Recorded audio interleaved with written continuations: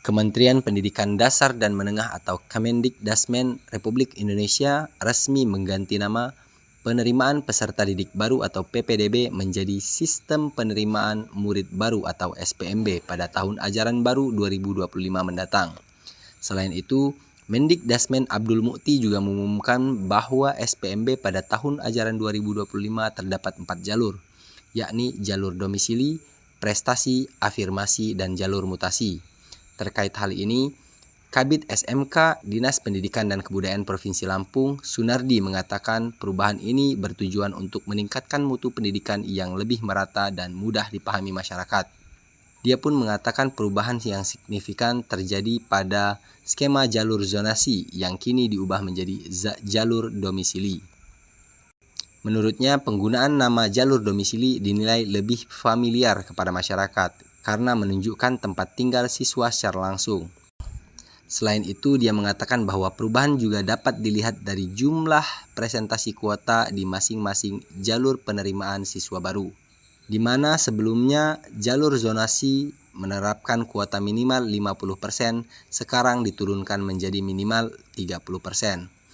Begitu juga dengan jalur kuota prestasi yang kini menjadi minimal 30%.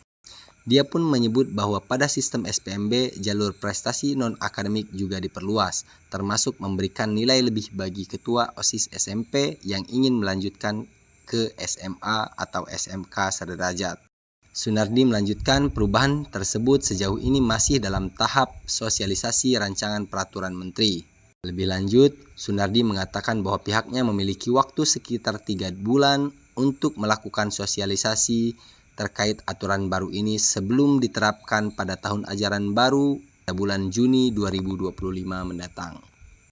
Memang istilah PPDB yang di situ katanya adalah peserta didik ini bagi sebagian masyarakat kurang familiar. Ya. Masyarakat di desa, masa di daerah tertinggal itu kan familiar dengan murid.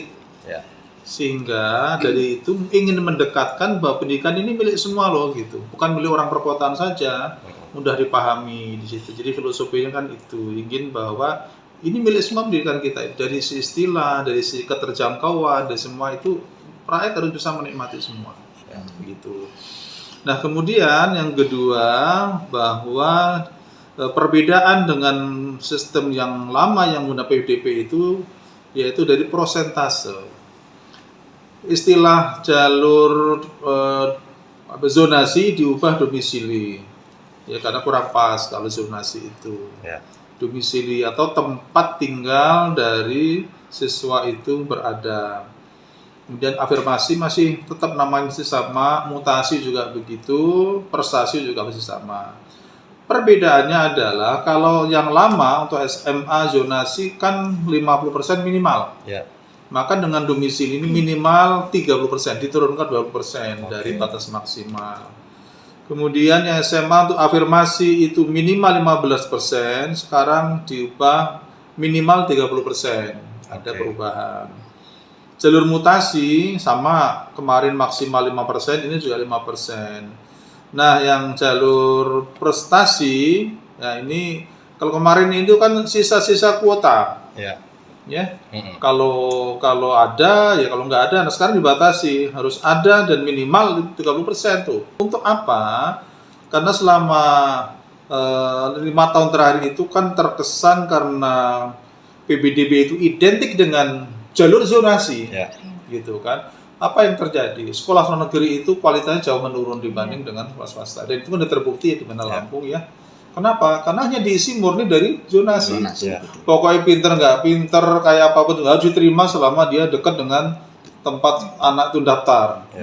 Nah, maka untuk mengembalikan bahwa sekolah-sekolah negeri juga sekolah yang punya prestasi, ini minimal 30% jalur prestasi itu. Baik prestasi akademik, non-akademik, atau jalur organisasi. Apa maksud organisasi itu? Jadi kalau SMP-nya itu dia aktif di pengurus OSIS yang ditunjukkan dengan SK kepala sekolah, itu ada poinnya, ada pertimbangannya tersendiri untuk diprioritaskan.